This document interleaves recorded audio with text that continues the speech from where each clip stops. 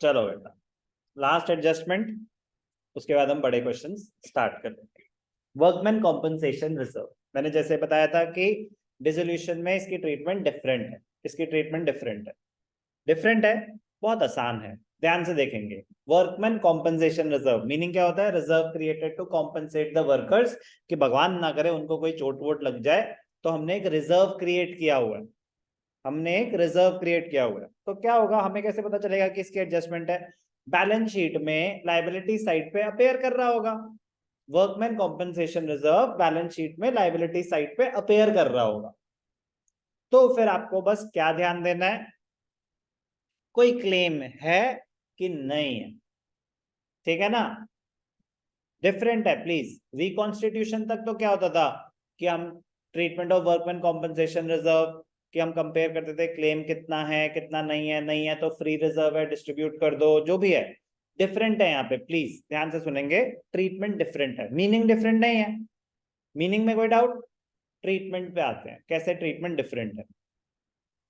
Balance sheet में liability side पे reserve appear कर रहा है। अब आपको देखना है कि क्लेम है कि नहीं है।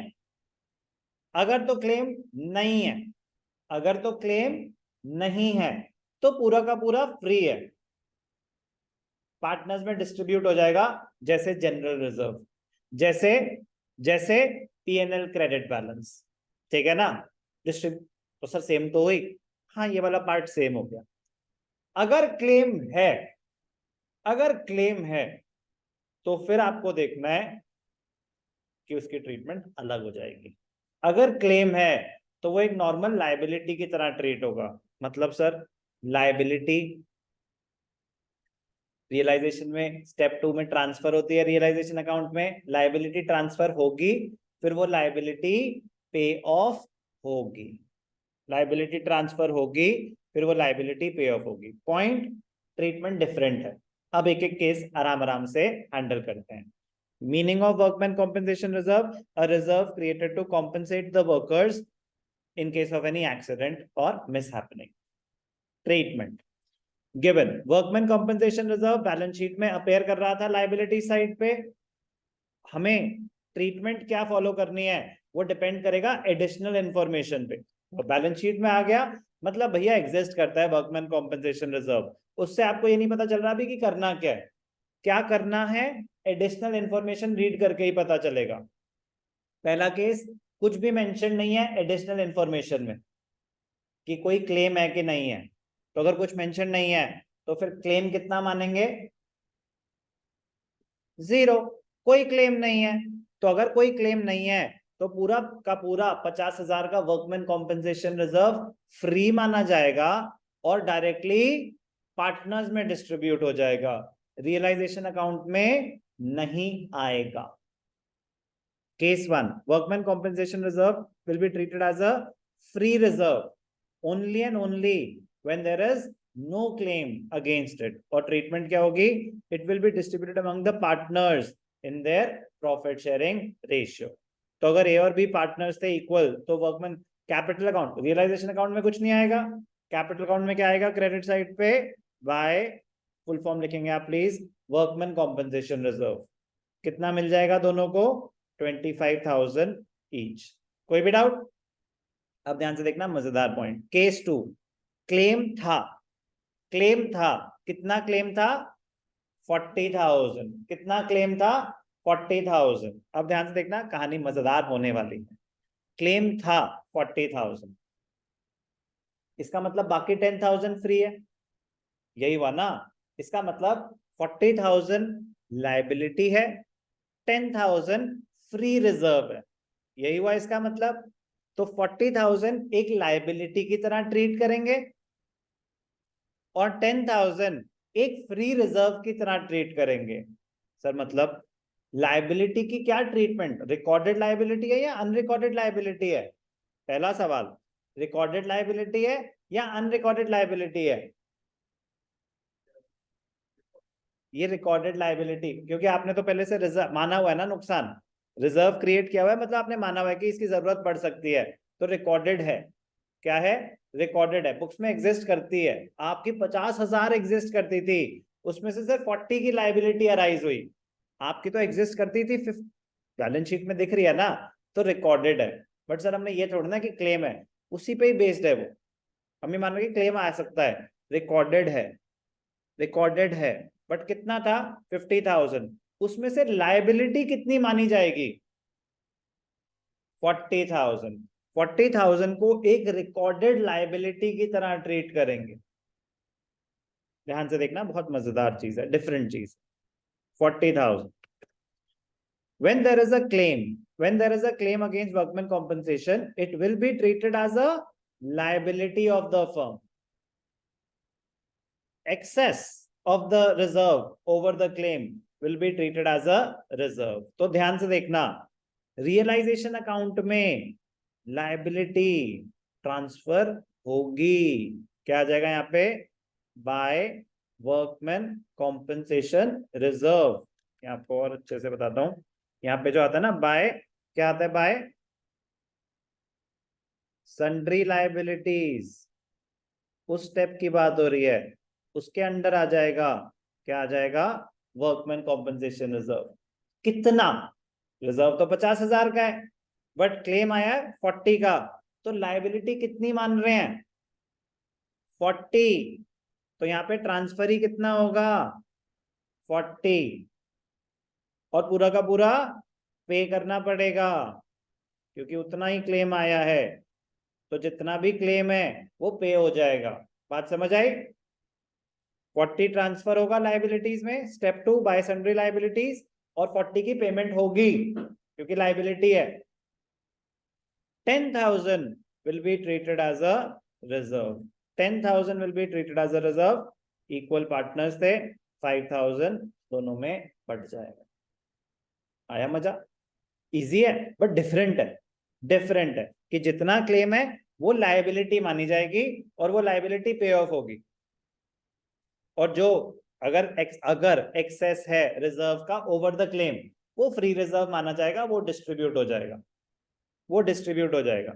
तो जब हम अकाउंट्स क्लोज करते हैं, तो बुक वैल्यू पूरी की पूरी क्लोज करनी होती है ना, तो वहां तो सर 50 थी, यहाँ पे तो आपने 40 ट्रांसफर करी, तो वो अकाउंट क्लोज कैसे हुआ, 10,000 कैपिटल में ट्रांसफर करी, तो पूरा का पूरा 50,000 क्लोज हुआ ना वो। समझ आई बात? केस 3 और मजेदार, केस 3 में क्या हुआ, क्लेम रिजर्व से ज्यादा का आ गया, क्लेम आया रिजर्व से ज्यादा का, क्लेम आया रिजर्व से ज्यादा का। अब ध्यान से देखना, पहली बात तो लायबिलिटी है ही है, लायबिलिटी तो है ही है, कुछ फ्री तो बचा ही नहीं, 50,000 का रिजर्व है और आपको देना है 60,000, तो फ्री रिजर्व तो कुछ है ही नहीं इस केस में। पॉइंट, रियलाइजेशन में जब हम लायबिलिटी ट्रांसफर करते हैं बाय सन्ड्री लायबिलिटीज, तो आपकी लायबिलिटी कितनी मानी जाएगी, 50,000 या 60,000? 50,000 हो सकता है कि आप गलत हो, 60 हो सकता है कि आप गलत हो। 50 60 60 50, भाई क्या ऑल्टरनेट, 50 60 60 60 60, मेजॉरिटी कह रही है 60 और मेजॉरिटी गलत है। ध्यान से देखेंगे, फर्स्ट पार्ट में जो ट्रांसफर्स होते हैं, वो अग्रीड और एक्चुअल वैल्यूज होती हैं या बुक वैल्यूज। फर्स्ट पार्ट में चाहे आप एसेट ट्रांसफर कर रहे हो या लायबिलिटीज ट्रांसफर कर रहे हो, आप बुक वैल्यू पे ट्रांसफर करते हैं या एक्चुअल बुक वैल्यू। आपने तो 50,000 की लायबिलिटी मानी हुई थी, रिकॉर्डेड कितनी थी, 50,000 ही तो थी, तो अभी तो बुक्स क्लोज हो रही हैं, तो 50,000 ही ट्रांसफर हो सकती हैं, आपने तो क्रिएट ही नहीं करी हुई, तो अभी तो लायबिलिटी ट्रांसफर हो रही है बाय सन्ड्री लायबिलिटीज। तो कितना ट्रांसफर होगा, पूरा का पूरा जितना भी आपने क्रिएट कर रहा था, तो इसे क्या मैं बताऊंगा आपके लिए, बुक वैल्यू।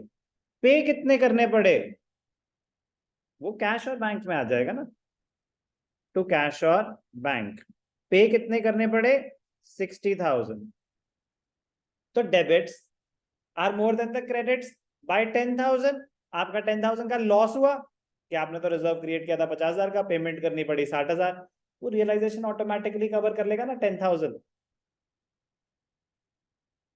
यही पॉसिबल केसेस हैं वर्कमैन कॉम्पनसेशन रिजर्व के। तो ये मजेदार पॉइंट है डिसोल्यूशन में ना, ऐसे छोटे छोटे कॉन्सेप्ट्स हैं जो अगर दिमाग में रहे तो डिसोल्यूशन बहुत स्कोरिंग है, नहीं रहे तो गलत ही होगा, ठीक है ना। क्योंकि रिकॉन्स्टिट्यूशन तक डिफरेंट रूल्स थे, डिसोल्यूशन के स्लाइटली डिफरेंट रूल्स हैं, और रूल्स खत्म, रूल्स खत्म। अब आएगा मजा एप्लीकेशन में, मतलब बहुत मजा आता है डिसोल्यूशन के क्वेश्चंस करने में, मतलब उनको आपको भी आएगा अगर आपके कॉन्सेप्ट्स क्लियर।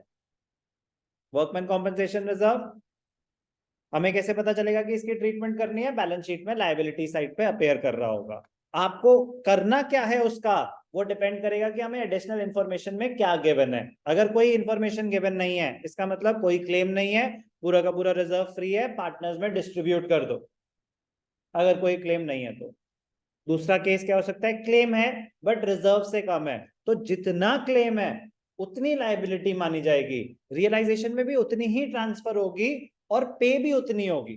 तो 50,000 का रिजर्व था, 40,000 का क्लेम है, तो रियलाइजेशन में ट्रांसफर ही 40 होंगे, पे भी 40 होंगे, बाकी 10,000 रिजर्व मान लिया जाएगा, वो डायरेक्टली कैपिटल अकाउंट में क्रेडिट हो जाएगा old profit sharing ratio.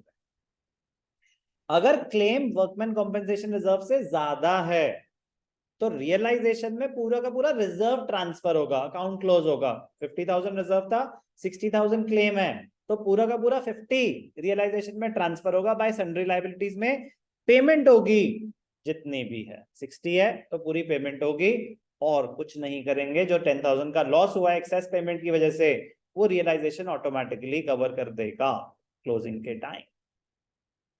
This is the treatment of workman compensation reserve.